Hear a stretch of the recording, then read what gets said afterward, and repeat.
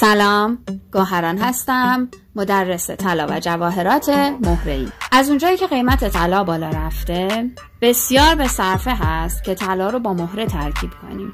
ما 2 دوره داریم برای طلاسازها و طلا فروش‌ها که خودشون میخوان آموزش ببینن. اول دوره طلا مهره به صورت مقدماتی هست. شما ترکیب سنگ، مروارید و طلا رو یاد میگیرین. همینطور بافت‌های مختلف. در دوره پیشرفتش ترکیب طلا و منجق میوکی رو داریم. تا حالا 5 دوره کارگاه طلا و مهره تشکیل شده.